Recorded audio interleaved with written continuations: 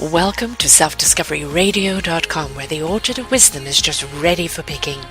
We celebrate your why, the journey that you've taken that inspires someone else. We support your services, we support your story. Come and be our guest, become a host, be an author with us. Come and see what we've got. Our next show is...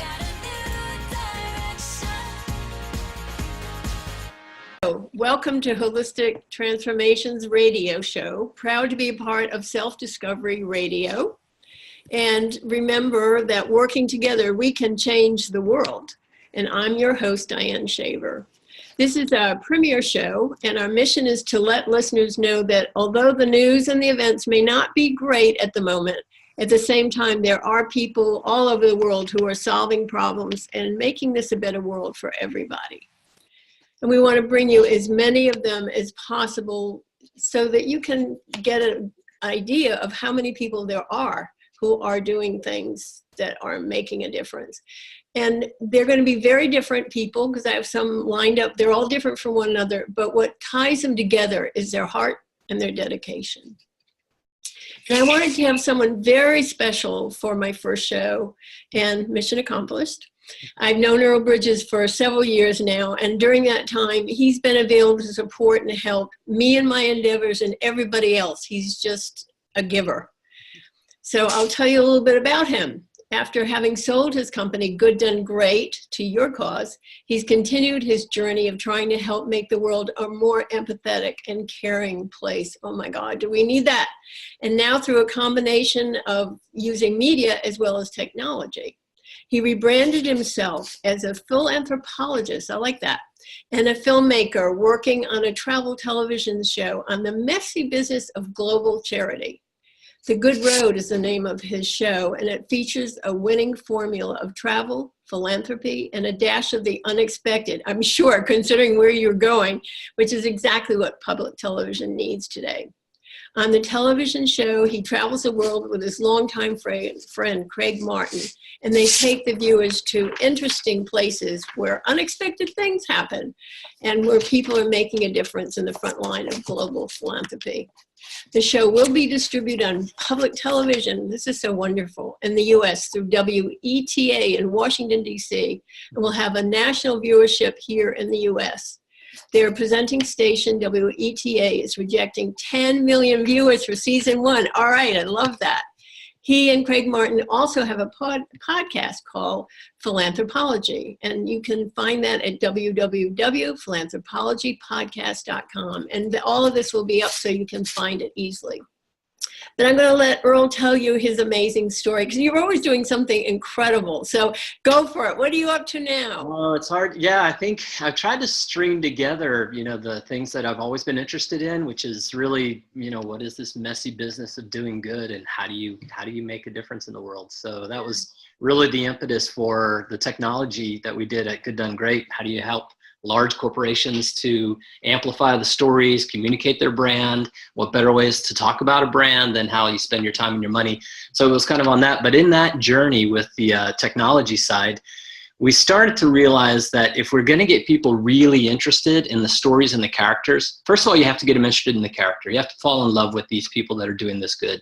So we thought that a television show would be a good way for us to do it. And so that's basically what we did. We decided that we would start this show called The Good Road.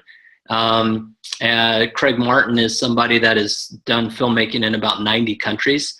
And again, I've known him since I was about 9 years old. He had done a lot around conflict zones and after natural disasters and just lots of different places. So he's absolutely fearless, and he's a fun companion to hang around with. So we bounce around. You are fearless. You have to go where you go. It's amazing. It is. I mean, the stories are. So one of the guys at WETA said it's kind of the reverse bucket list, because we're in some places that while you may want to go to Nepal, you may not want to go to the places that we take you to in Nepal or Uganda or Tanzania or Kenya or Alabama. We go all over the world and parts of Alabama. Wow. So the show is really, we try to take you into some of the darkest, areas. And the way that the show works is we drop you into this place. It could be a refugee camp on the border of, Myanmar and China. And you're like, holy crap, where am I? And then as your eyes start to adjust to these really crazy, interesting locations, you start to find these characters that come out of it that are these angels. The brightest lights sometimes are in these darkest corners. And the show really tries to maintain kind of an optimistic, sometimes critical, but never cynical, kind of an optimistic view of, yes, this is a rough world, but there are a lot of people doing a lot of good. And that's really what the whole premise of the show is. So we had an agent out of WME, so William Morris Endeavor, one of the largest talent agencies. We were meeting with them in Beverly Hills, and WME, the agent was saying, wow, this looks like Bourdain. You know, it's kind of a Bourdain meets Vice. And my comment to her was, yes, if Bourdain had balls, because we're going to some places that are really difficult sometimes. And but it's been the most fun I've had. Wow, I love it. What is it? 2 questions. What keeps you going into those dangerous places and feeling it's okay to do that? Right. What's up with that? I'm not sure that I always feel like it's okay. And from the outside, you know, thinking about it, we're actually planning a trip to Afghanistan with a really interesting character who was a veteran in Iraq and Afghanistan. But he has this guy named Stacy Barr. He's special ops military kind of background. And he's going to take us into this place that most of us would be, quite frankly, afraid of. If you look at the Secretary of State's website today, it encourages you not to go to Afghanistan, anywhere in Afghanistan. So it's scarier from the outside looking in. But once you get there and you're face to face with people, you start to realize that it's not as scary. I mean, it's hard to not love someone who's standing right in front of you. And so I know that when we get there, things are always, you know, interesting and fun, chaotic, etc., but exhilarating. So there's a little bit of that adrenaline rush, I think, that we get. So that's one of the things I think that keeps us going. But the other thing is that it helps to make a really good Facebook feed. So that it must. But thank God you're going with somebody who has that background. So right. No, it would be easy. What's where you should be and where you shouldn't be. It's true. I mean, we don't go without, you know, connecting with people that really know what they're doing. And again, we do keep our head on a swivel.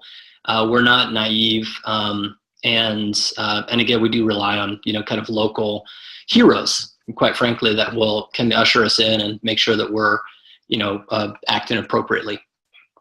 What do you think keeps, though you describe them as angels, what keeps us going again in such tough places? What is it in us as humans that we can do that day after day after day? Boy, that's really what we're trying to get at, is that it's a study of what are the motivations for why people do the things that they do. That's what the podcast really is about. That's what the whole term philanthropology is. It's a study of people that do good. And what I've found is that it differs based on the individual. So there's, you know, I grew up as a young kid, as a missionary kid. So it's not foreign for me to hear people say that they have some kind of religious mandate or some reason why they're giving, and they feel like they're compelled to do it because of some higher being. But I will tell you, in other places, we have some really good stories. For example, in Uganda, where we have a woman named Kathy and her husband, Adam. Kathy is a neonatologist and Adam is an anesthesiologist, both from the UK. And they're working in a little town called Mbali, Uganda, way out in eastern Uganda. And they work in a maternal health clinic that had a 52% mortality rate. So this clinic would be getting about 100 kids referred in a month, and they would lose more than half of them. And you think, wow, this is a beautiful family. They're mid-30s. They both should be crushing it professionally. They had 2 young girls, now a third, and the grandparents just want to see them. But it's a long way from London to Mbali, Uganda. And so the question for me was, you know, number one, are you making a difference? And number two, why do you do this? I mean, and what's interesting about them is they're not faith-based at all. They're atheist, which again was super interesting. So I'm like, so what is the motivation? And their point was, we have one life to live and we make a difference here. When we work for the NIH in the UK, so the large health, you know, organization in the UK, when they left, nobody felt a difference. But if they leave this location, that makes a huge difference. And so now the mortality rate has gone from 52% now to mid-30s. So they're saving real lives. They're teaching their kids they like that part of Uganda. And quite frankly, they feel, you know, necessary there. So there's not a stack of resumes of people gunning for that job. They actually work for free. They have to cobble together a charity in order to stay. They make a small stipend, and the rest of it they just come up with friends and family. And again, so it's a motivation that's very different than what you see sometimes from the faith-based side. Yeah. And that's what's most interesting. That's why this radio show for me is, as you explore why people do the things that they do, I'm always surprised and then never surprised once you get to know the people for why they do the things that they do. But there is in us, in all humans, I don't know about people who are psychopaths, but in all humans, there is a desire to help. And it can be religious, and it isn't often, but it's like part of our DNA, I think. Do you? I think it's that. I think it's more than anything, I agree with you that it's really part of our DNA. And I feel like the closer you approximate yourself to people that have needs, that, you know, then the more compelled you are to actually make a difference. And that's why getting out, taking people to these places that they otherwise would never go, allows you to break down some of the barriers, understand, you know, these the people. And we try to film in that last mile of service delivery. I mean, we try to be right there with the people that touch the people that have real need. And that's where we try to spend our time. Wow. And as you're talking, I'm thinking about where we both live, excuse me. And it's really interesting because it's a very civilized part of the world. So for you, you come out of this raw place into this very kind of cultivated place. What's that like? I will tell you that one of the strangest things I think that anyone who's traveled to these far-flung places is that last segment home for me, from Atlanta to Charleston on a plane, knowing that just 48 hours ago I was in Gurkha, Nepal, or somewhere in the middle of nowhere, and now I'm sitting there with a bunch of business people or college kids coming back, and it just feels surreal that you have these big stories that are sitting inside of you, and everyone else is just worried about getting another round of peanuts or whatever. And so it is strange. I mean, sometimes you just want to, it's funny. I always hope someone will say, where are you coming from? Because it's always an interesting story. And they have stories. We've met a lot of the people that, you know, we're most interested. We've met on those kind of one-off conversations at a bar at some place, in the Delta Lounge, on the plane, you know. And I feel like the whole world is brimming with these stories. But for us to come from someone very far away back to, as you say, a very civilized kind of suburbia, you know, I think I'm always anxious for the next trip. Yeah, I would think that's when you feel most alive, because you can be very real. And right. What I struggle with sometimes here is, and this is just my personality too, is the sense of not being able to be real with people. Right. You know, and there's something about that rawness that's so enlivening. And I wonder if there's some way to bring that into this culture. Yeah, I mean, I think you're right. We talk about our characters in the show as Batman, not Superman. I mean, they're nuanced, three-dimensional, not always angels, and never, you know, all devils. And so we all have this spectrum of good and evil, I think, within each one of us. And the show, and most of my efforts are really aspirational in that we're just trying to get people to realize, hey, it's really easy not to be a jerk, and it's really nice to feel that you're actually making a difference. And, you know, hopefully in the episodes when people see it, that's kind of, that's what we wanted you to take away from the show itself is, hey, I'd love to do that when I sell my company or retire, or if I'm a young individual just starting in my career, that's the type of career that I want to make a difference. There's a lot of ways to make a difference, but that's really what we're trying to do, is trying to get people to aspire to this type of good. That's really important. I think that people don't know how to do good. Right. It becomes so superficial. But I know in my own life, which is nothing like what you're talking about, when I go through really tough times, I'm more real, and I can be more real with other people, and they respect that, but they can't do it. So is it that we have to be in a crunch in order to be real? What is it with us? Boy, sometimes you have to be at the end of the rope when you start, you know, stop pretending and start really, you know, admitting to the difficulties that you have. I mean, I think sometimes it's that. You know, sometimes, or on the opposite spectrum, you've got to be so successful that it's easy for you to look back in the really hard times and talk about the hard times. But when you're right back in the middle of really struggling and trying to sort out, you know, you're making some progress and how do you get to it? Sometimes that's the hardest time to admit that, you know, we're not where we need to be. And so yeah, I mean, I try to catch myself when I'm driving to do nice things, it's easy. Good point. When you're driving, yes. Yeah, it's just, you see other people that are not nice sometimes when you're driving, and then I catch myself doing things that I was not. So I look for little ways that, I feel good when I can, raise my hand or wave to someone or do something nice. It feels good. And every time I do it, I think, why don't I do more of that and less of the cutting off, getting ahead, getting upset when someone steals your parking space, etc.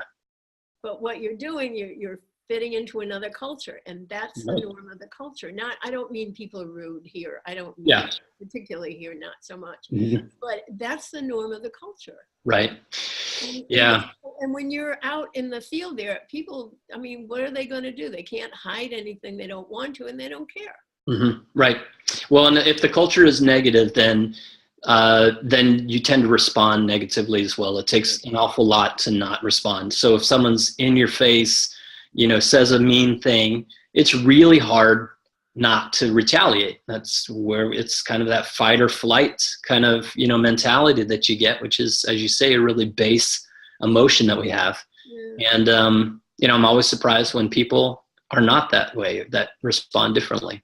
And sometimes it just takes, I think, a little bit of consciousness. And that's where, when we get really busy and we're not still, and we're not contemplative, and we don't take a 30,000 foot view of what is really going on with me and that person, when there's no kind of cognitive dissonance on how you react and things like that, then, you end up doing, just responding to people, and it's not hard to respond, negatively. On the other hand, it's sometimes the easiest thing to do would be to do the nice thing, but sometimes it's not innate. Yeah. What do you think we can do, especially now? I mean, our culture is really things are drawn so clearly. Right. What do you think we need to do? I'm asking you to solve this whole thing, of course. Right. I've got the answer. Okay, go for it. Make the world happier. But what do you think we need to start doing? I mean, because you have that contrast, you can see what needs to happen. Right. Yeah.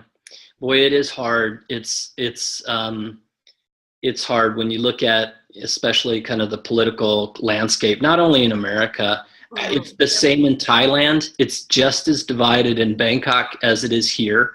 You have, it's the same kind of things that you see in France now. You see it in, other countries as well.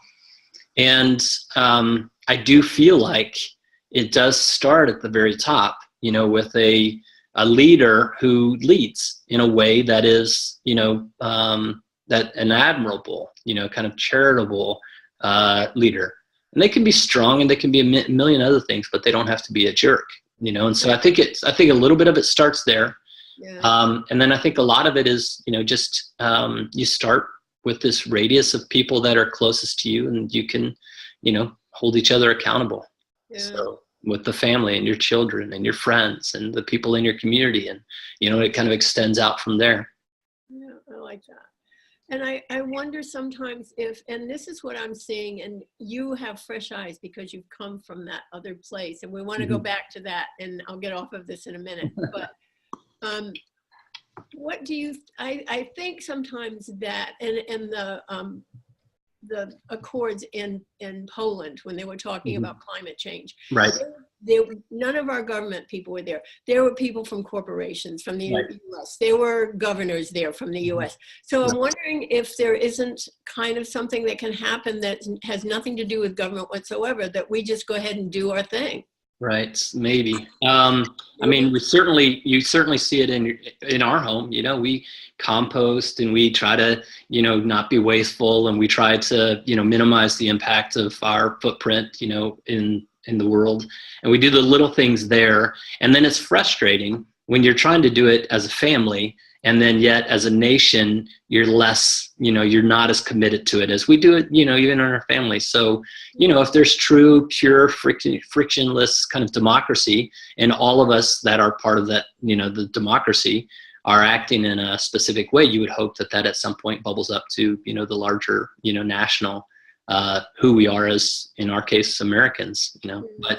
But again, it's not frictionless, and there's a lot of interests that, you know, supersede or, you know, intervene between what you want to do and, you know, how you act as a nation. So it's a frustrating time. It's a frustrating time for me when, you know, I feel like I go to these, you know, many countries, and somehow it's extrapolated upon me what my country does, you know, and I'm like, you know, and it's hard for me. Again, these are first world problems, but again, I'm middle-aged white American that, you know, so all of the sins of that group, you know, gets lumped on me until you get a chance to meet me. You know, hopefully I'm, you know, very different than what you may assume, but your eyes, I feel like, are the biggest threat sometimes to understanding, because you see something with a lens that you think that you understand because you see it, and then but you don't realize that what you're seeing is,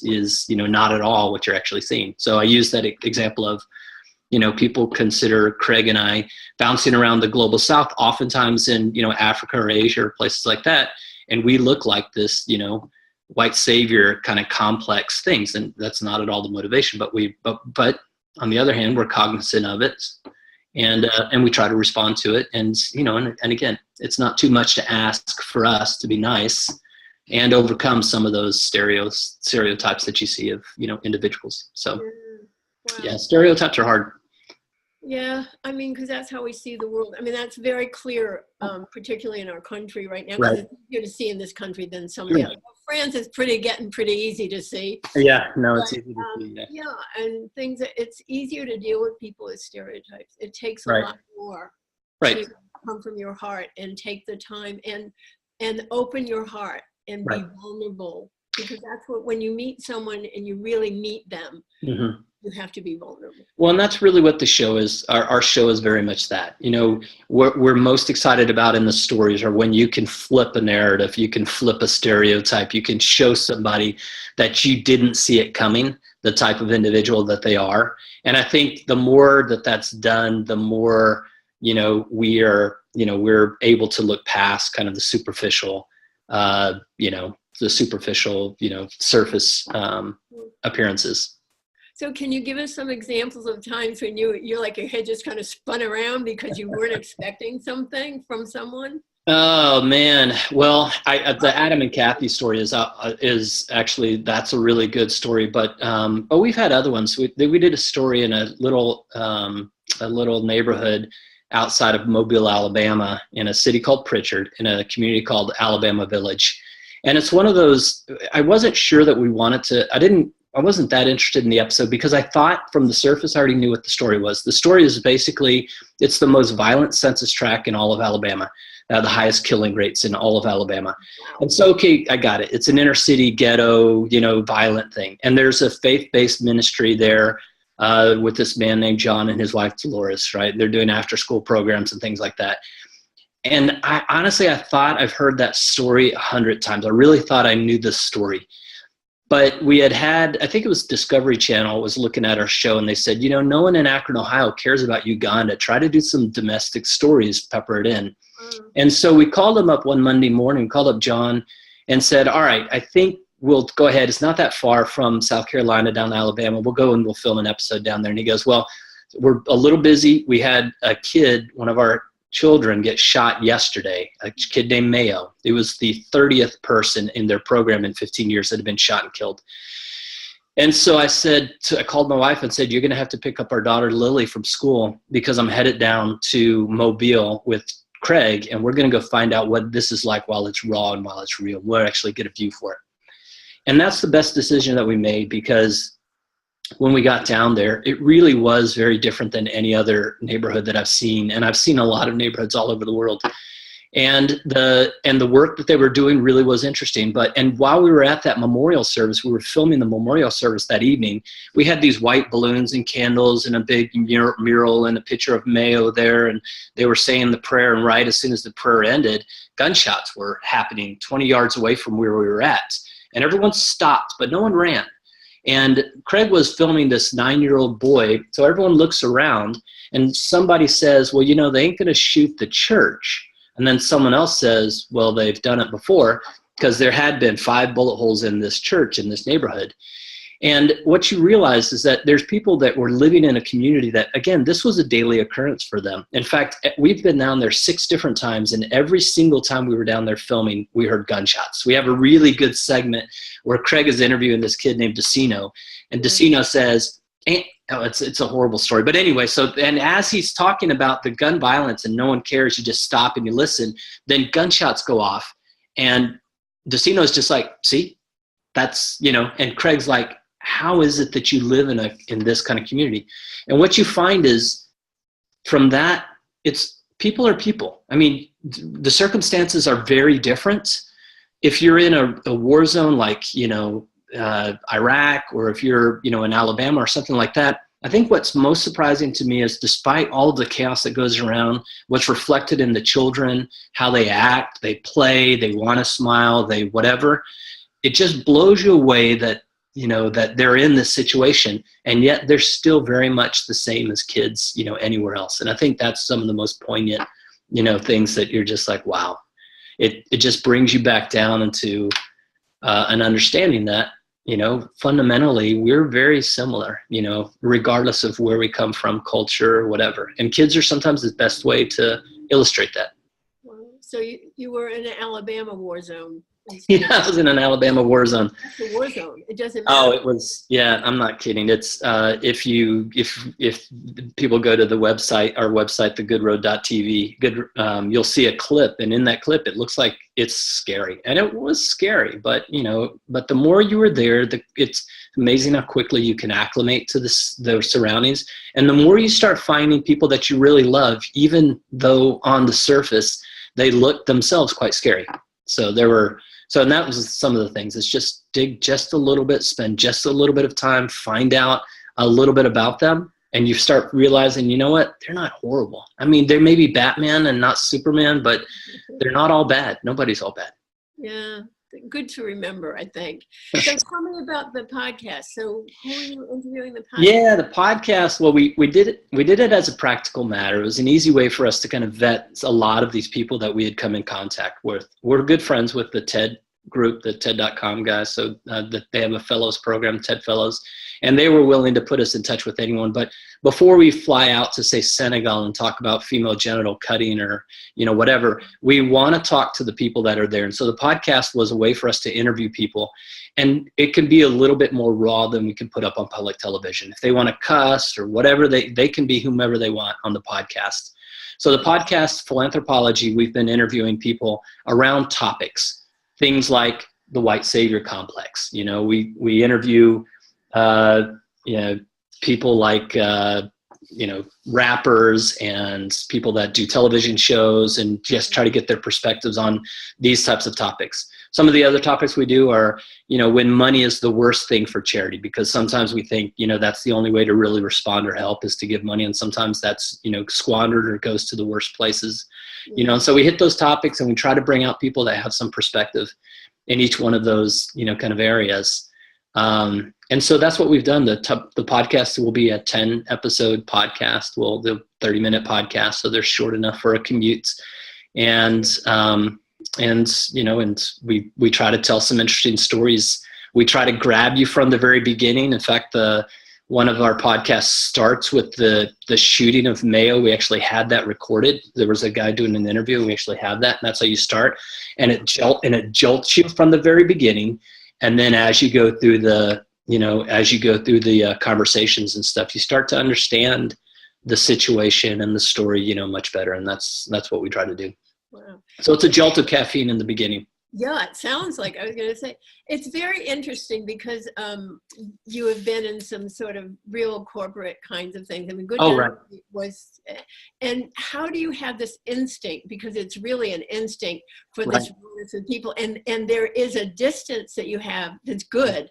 Right. So you can really evaluate situations and whether they're going to make good television or good movies or whatever. Where does that come from? I don't know. We started, when Craig and I very first started, I mean, I was headed out to a trip to Nepal and Myanmar and Vietnam with another friend of ours that we grew up with. And in Bangkok, Thailand, which is I went to high school, went to elementary school, and grew up in Bangkok, Thailand. Went to high school and graduated there as well. And we found that as we're in this Gurkha, Nepal, we were 15 kilometers from the epicenter of the earthquake that they had about a year and a half ago. And you started, and as you're there, it's this gorgeous location. And then there's this person that we grew up with that has doing amazing work. And we started to go into our network. And quite frankly, we actually went to a lot of the people that we went to school with in Bangkok. And it's just, you could say dumb luck. This is a funny part, but Craig, who was a Southern Baptist missionary kid, and I was a missionary kid, I've strayed pretty far away from what you would traditionally consider a faith.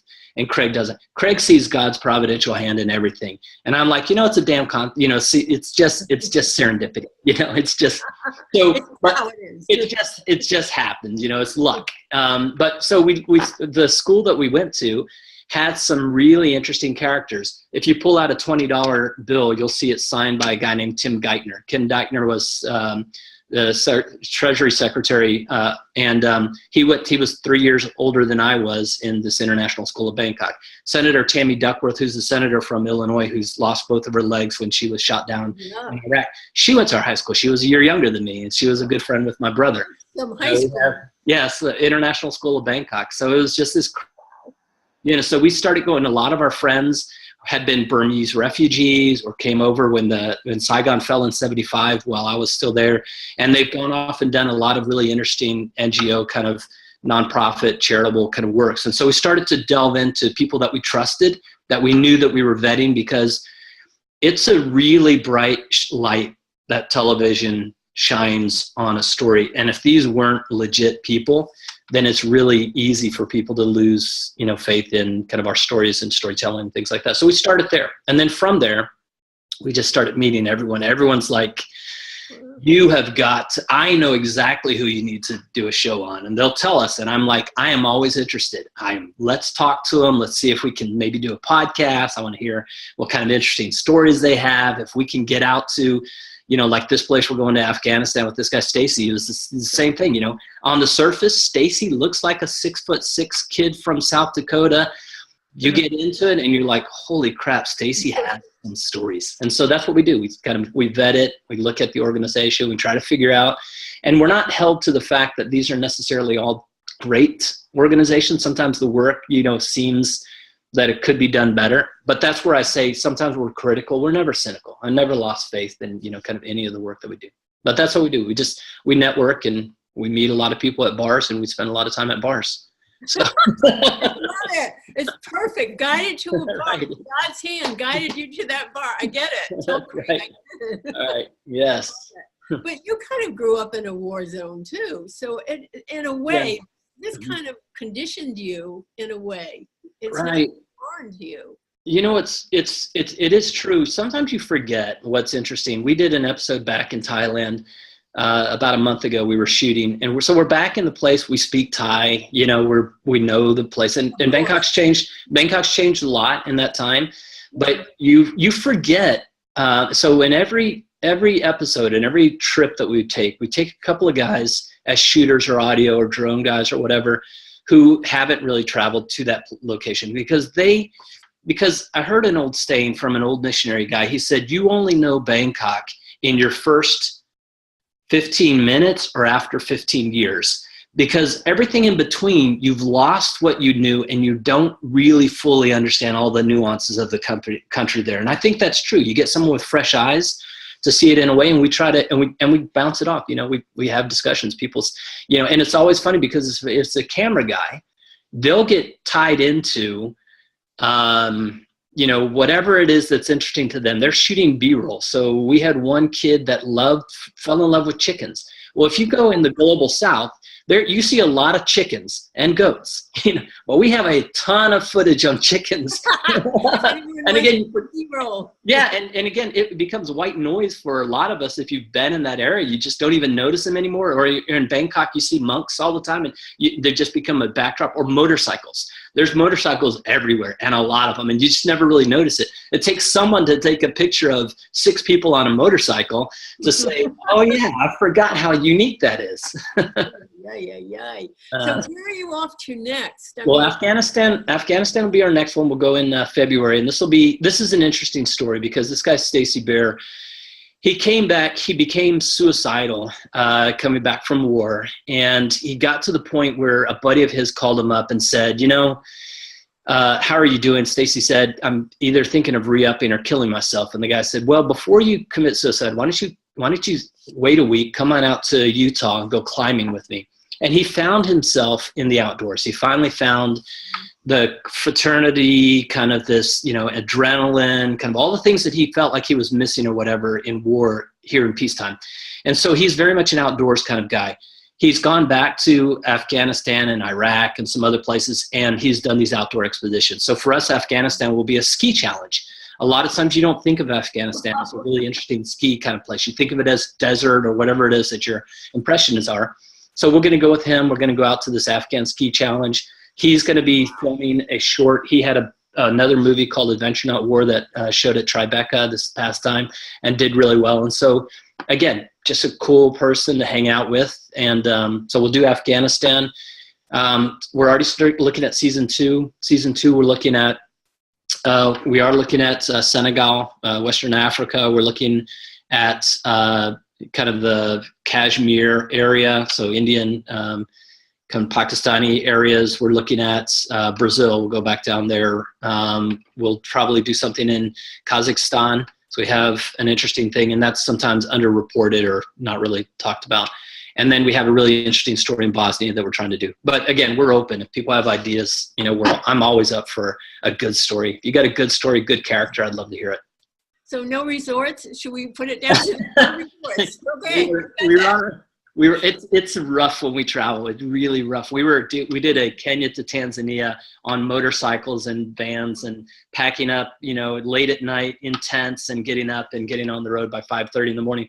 And at the end of a really, really rigorous kind of shoot, I was asking one of the other guys who's traveled kind of all over the world as a filmmaker as well. I looked over to Chris and I said, where would you like to go next? And he's like, well, how about the south of France? You're talking to me at the end of an expedition. How about somewhere like Nice? I feel like that. And it's true. Would you entertain that? If we could find, I'm sure that we could find good stories. It's funny because my wife would love to travel with me as well. And I'm like, I don't think you realize you won't even go camping with me. These are pretty hard things. That would not be a good thing. But I enjoy a resort as much as the next guy. So let me ask you this. Are there many women that are involved in this kind of thing? Because it's so much to me a masculine thing. Like I knew somebody, this is kind of a brief thing. Sure. He was a poet and he was a truck driver. And I could tell if he hadn't been out driving the truck because his whole personality changed. When he was driving a truck and writing poetry, he was perfect. Inspired, right? Yeah. Well, the characters that we highlight, I would say, are probably more women than men, quite frankly. Okay. So the characters themselves are there. When we travel with about 10 folks, including Craig and I, so 8 crew people. So it's a big crew. This past time we did some virtual reality shooting. We had a girl on the crew as well. I've always looked for it. We've always looked for, that kind of diversity. It's a rigorous shooting schedule, and it can be terrifying in some of these places. But one of the stated objectives when we go to Afghanistan is to get a woman of color as a shooter, as a camera operator. I get that. And and again, I love the idea. Absolutely love the idea. I think it's the same in technology when we really tried to find, the underrepresented individuals. And quite frankly, it's a smaller pool and it's hard to do. Yeah. But it adds a ton. It added a ton when we had, started to incorporate kind of minority or cultural differences and things like that into, programming and application development, things like that, because they provide you with a different perspective, another user experience. So we always look for it, and we're always open to it. There's a section of our crew that kind of rotates, and when we get on a regular schedule, no one can go to all of these places. It's just grueling. There's a lot of work to do before and after. But we're always open for it. Wow. So when does your show premiere? I know it's going to have. How many million something? 10, or they're looking at 10 million. So the interesting thing is Our show is kind of billed as a travel show. We originally called it Good All Over, but they wanted us to lean into more of the travel because there's a show that was owned by the Lonely Planet called Globe Trekker that had been on for 17 seasons, and we were going to fill that slot. Okay. So that's coming off. That's been sold. That show's been sold back to Lonely Planet. I think it's going to end up on Discovery Channel or something like that. Our show will probably premiere in September, and so it will 10 episodes, 30-minute episodes starting in September. It'll be available all over the public television thing. So 97% of America has access to public television. We're going to be in a syndicated slot, which means that we're not on a fixed time or date. So it's one of those check your local listings type thing. But Globe Trekker had about 40 million. I think we can do more than 10 million if we're really filling that slot. But we'll see. I mean, we'll see how well travel plus philanthropy, that formula, how well it does, how interested people are. Also, there's another piece in this too that to me it's so important, but it is that sense of adventure, and it is getting to see people as people. Right. But that's not the selling point, I take it. So.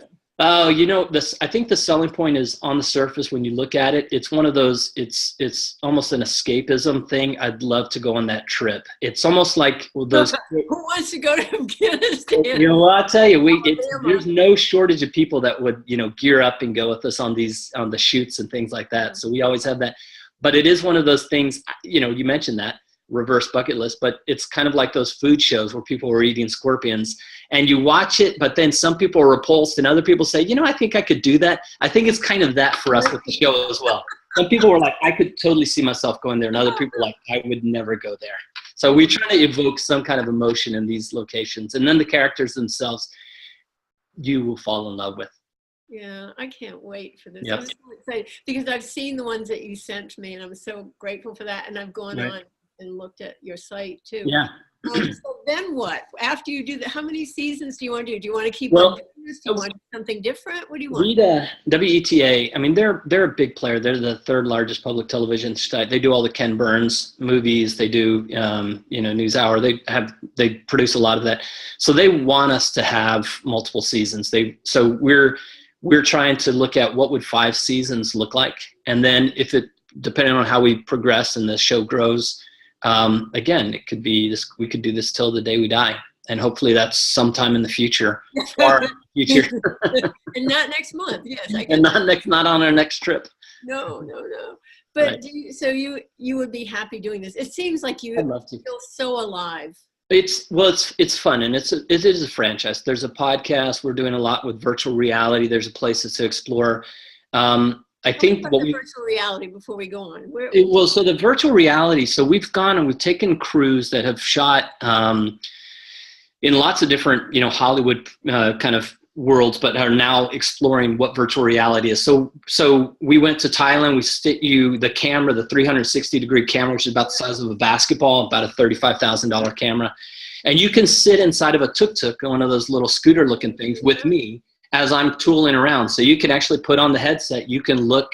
There's one part where Craig's on a longtail boat, and so you're looking out front. But if you look behind you, Craig's sitting right behind you, and you can see wherever you want to see. And so the virtual reality for us is really an interesting platform because different from 2D, where I'm saying basically this is what I want you to look at, and that's what I want you to look at next. It's wherever you want to go and whatever's most interesting in you, and you can geek out on type of flooring that they have, or what the person behind you is eating, or what's on the ceiling or whatever. And so it's from a filmmaking standpoint, it's super immersive. Yeah. But it's harder to direct. So we try to so it's fun. You do things like audio cues. So if you don't realize you hear footsteps behind you, turn around and you can see the person behind you, or a bird flying overhead, or a bomb coming down, from whatever. And you're kind of directed oftentimes by audio cues. And that's where where the action kind of is, like you would in real terms. So there's a lot of companies that are Hulu and Google, and a lot of people are spending a lot of money in looking at what this looked like from an empathy engine. Can we get people to really be immersed and care through virtual reality? And that's the experimentation that we're doing right now. But we have that for virtually every episode that we've shot. There'll be VR experiences. you'll see that you'll be pointed to that from our website, as we start Yeah. publishing those. That's wonderful, because Mhm. it kind of crosses that bridge that we were talking about Sure. very early on. How do you get people to understand other cultures? How do you get Right. people to understand other people when Mhm. they're in a more civilized Yeah. place that we're in? We went to a maximum security prison in Bangkok because Craig Oh, is part of wow. Craig. It's That's part of, enough right there. That sentence. That well, was it's it. part of Okay.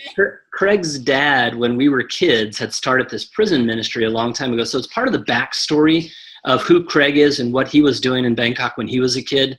And so we went in, and again, because of the friendships that we had the relationship with the warden. And so he let us go in with this 360-degree camera. And so you get to see what the inside of a maximum security prison is. There's only two ways to get that view. One is our show, or the other is just try to smuggle some heroin out of the country. And that's how you, but it's really that. So we get to place you in places with the virtual reality. Inside that maternal health clinic in Mbale, Uganda, you may never get a chance to go, or may never want to go physically there. But, again, with virtual reality, you could be sitting at a bar in Bangkok with Craig and I having a drink and get the full experience, So it's a nice way to transport you into areas that otherwise you would never get a chance to. It is, and it gets people to understand the thing that you're trying to get people to understand in a real gut way. And Right. that's the deepest kind of understanding. Oh, it's still in its infancy. I think the promise of what virtual reality can be is going to be realized in the next 5 or 10 years. But for now, it's fun to be on the cutting edge of, another form of storytelling. Wow, I love that. Yeah. So when did you know that you were a storyteller? Boy, I think when I got into sales, all you do is tell stories. I think my career has been varied. I've done all kinds of different things, but I hired on with Michelin out of grad school, and they said, look, son, we do two things. We make tires and we sell tires. And so you needed to do one of those two things. You either needed to spend some time in the factory, you needed to be out in the field and just do some selling. And I couldn't see myself in the factory, so I went into sales. And they did a really good job, I think, of really talking about what they were doing more than just here's a product with its features, advantages, and benefits. So that became part of storytelling. How do you get people to realize that what you're buying is something more, security or comfort or, safety or whatever it is, without saying it's just this black round rubber thing that, costs a lot of money. Yeah, they do. Right. Yeah, so that extrapolated out for you, huh? So that extrapolated. And funny thing is, I left, I was an expat with them in Mexico City in '99. And I started to sell musical instruments from around the world. There was this pre-Hispanic musical troupe that had replicated these instruments that they had found in these pyramids in Teotihuacan and some of the areas around there. And they were trying to figure out a way to sell these ocarinas and flutes and things like that. And so the internet was just burgeoning, and I was like, this I could do as a side gig, and it was fun to hang out with these musicians and imagine what, it would look like, what would the music sound like, because there was no written music, in the pre-Hispanic, Mexico and the Mayan and Aztec kind of cultures. And so, I started doing that, and I kept thinking about, look, this is an opportunity to go travel the world, hang out with interesting people, do something that's really fun. And I think that's really what set in motion the dreams of everything that I've done. When I started my tech company, Good Done Great, the idea was that we could give to any charity in any country in any currency in the world. That was the whole big idea. And we didn't reach it before we exited, but it was very much, how do you connect all of the good in the world with all of the people that really need it? How do you assess what's most important? How do you be most effective? And part of it is just a realization of storytelling as a part of getting people familiar with what really is going on and falling in love with these causes. And so, you could kind of say there was a thought process that went into it, but I will tell you, it's pretty chaotic looking back at all the business cards that I've had over the years. But it makes sense. It's logical. I mean, for all of us, I'm doing this thing on creatives, and obviously you're creative, and we have to solve problems. Right. We see something, and it just takes us, and we just go. Sure. Oh, absolutely. Yeah. But it's logical. Right. Yeah. I mean, I thought throughout my years, what differentiates me and my experience from a lot of other people? And I did. I grew up, traveling internationally, been around, quite a bit. And the idea is, how do you spin that into some kind of career? I've also been involved in charities and philanthropy for, virtually my whole life.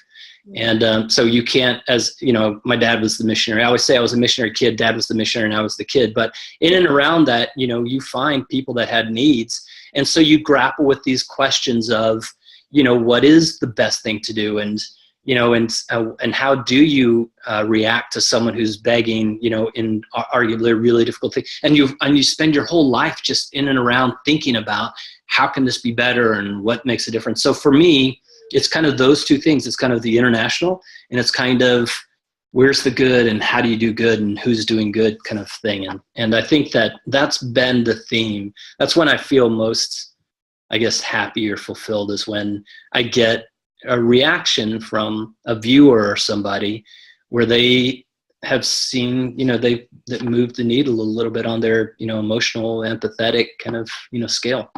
Yeah. Is there also in this, and it may or may not be, but a sense of wanting people to go to some of these places or help out in some way, so that right. they become engaged in a deeper way? Yeah, well, it has to be fun and entertaining. So we try to take you to places, even if they're, Uganda or whatever. You're going to see places, it's going to feel like, oh my gosh, I would love to go check that out. It was never a bucket list, didn't know about it, but I would totally love to go there now. So we do that. We do spend a lot of time trying to highlight the really cool, fun things that you find, in these different areas. And that's really the show. The show is the antithesis or to a lot of the philanthropic, charitable, videos that you've seen. It's not the, kids with flies on their eyes or, this agenda-driven story. It's real, and it's real fun. It's real entertaining, and it's real, kind of interesting. And so we try to get you turned on to places that you otherwise would never probably ever go to. So, a lot of people, one of the other places that I'm trying to go to is South Sudan. There's so a lot of people don't know the difference even between Sudan and South Sudan, and that they're two different countries, and nor do they care. Trying to get you to care. And there's a really interesting photojournalist that's down there. I would say her name, but I don't want to expose it yet. But anyway, so she's a really interesting individual that's in this country that you otherwise would never go. And so we'll try to find out what's cool about it. She loves it there. Why does she love it there? Wow. What's so cool about, that? So. Wow. But you're right about, you can't show disaster Mm-hmm. after, Right. because while you shut down, you can't take any more in. Yeah, right. Yeah, I think you're right. I think, and there's a phrase for that kind of this, you become calloused over time, based on the, always involved in that. But you're right. So a lot of our stuff it's like I said, I had to call my parents and apologize to them because I said, there's going to be some drinking and there might be some cussing in some of these episodes. So it's not always that about you already. It's not always a sucker punch, emotional sucker punch in the gut where you're always going to get the same tears welling up. The episodes themselves really need to be watchable, and to be watchable, then they have to have their own arc. And in that arc, there's a significant amount of humor. And again, all of this is a little hard because you're in these places oftentimes where there's really a big need. But there's funny stuff that happens in every single one of them. And sometimes Craig and I cannot be the funny person. We can't say the things that someone who's there, because there's also, especially in really dire places, this kind of gallows humor that it's only funny if they say it. I can't say it, Yeah. So I can't even make some of the observations that they do. For example, Kathy was talking about it. In this little, in this maternal health clinic, they have a bed that used to be for a woman and the child would sleep at the end. But now, because it's so full, you have 4 children on the bed and a 5th one in the bassinet. And the mothers are basically standing beside their babies, and it's cramped and piled in. And I was saying, how is that? Because it's a problem. I mean, disease passes very quickly when you're in close proximity. And she goes, it was easier when people were dying faster because it didn't fill up as much. And I was like, I don't even know if I can use that. I get it, but I can't say that. I would be murdered. So that's like, there was somebody was talking about humor, and there was a guy who was dying in his bed, and people were tiptoeing around and everything. They said, how are you? doing today? I'm dying, thank you. How are you? You know, it's like Yeah. you have to do that. Right. Well, I don't think we get inured to things that are awful. I think what right. happens is too much. We can't take it. Oh yeah, absolutely. Yeah, no, you're right. You could certainly, it would be easy to fill up that emotional quota, ticket very quickly on our show. But again, it's really, it's a lot of fun and entertainment and travel, and it feels like adventures. That's what it is. And along the way, like I say, you get to go to interesting places and you meet really interesting people. And that's what the show's all about. That's so exciting. What else do you want us to know? Because we're getting down the end. I want you to have time to say everything you want to say. I don't know what I'm kicking off. I had a company called For Good. So yeah, forgood.org. Yeah. So I just started to, I've been working on it for a year and a half. It's hard when most of my attention is really spent on the television show and the podcast and some of the other things. But so that'll be launching here at the beginning of the year. And it'll be an interesting place. Again, an interesting place for people to highlight some of their webinars, their pro tips, their own podcasts and videos that they think are interesting. We try to curate, a lot of cool stuff. But if you want to get inspired, or you're a nonprofit charitable person that needs to, figure out how to do your fundraising campaign, or, oh my gosh, Giving Tuesdays next month, what do I need to do? Or a board, member wants you to do something. It's a great resource for nonprofits and charities to go and find, learnings and, like I said, best practices from other people. So we already in the midst of rolling that out. You could see it at forgood.org now, and that'll continue to roll out. I'll put all that stuff. Yeah. Here so people can find out all these fascinating Sure. things. So what do you do to relax? I want to ask you that before we begin. What the hell do you do to relax? Oh man, I try to enjoy the job that I do. Honestly, I feel like it comes through you. Everything you say, I mean, it just oozes out of you that you love what you're doing. The easiest, exactly. It's the easiest thing, and I think it's the smartest thing for me to do as well. I certainly have. I love bluegrass. I have a lot of friends that are musicians. I love to go to festivals and hang out there. I like to fish, so I fly fish out in the mountains, and I love that. I love being out there. It's certainly a different kind of solitude when you're out there, and it's just gorgeous, and there's nobody around. So that I like those times. But but most of what I've been doing is pretty much this kind of the movie, the television show, and the podcast. Yeah, and the joy comes through you. It's just Well, it's fun. I'm going to let you go. Thank you for being so generous. Well, good. Happy to do it, and best of luck on your show, and look forward to hearing from other crazy people that you're able to talk into interviewing. Okay. I have some really crazy people. I'm looking forward to it. Anyway, thank you, sweetie. Awesome. Sounds good. See you, Diane. If you need to go, you can go. Go ahead, and Thank I'll you. close out. All right. See ya. Bye. Bye-bye. And thank you so much, Earl Bridges, a friend, incredible human being, creator with Craig Martin of the Good Road Travel Show, feature on public television through WETA Washington, D.C., and distributed throughout the United States. And catch their podcasts, www.philanthropologypodcast.com. And you can catch the rebroadcast of this first Holistic Transformation show on the Self-Discovery website. And you can also find us on YouTube at that point, and SoundCloud, and Podbean, and Google Play.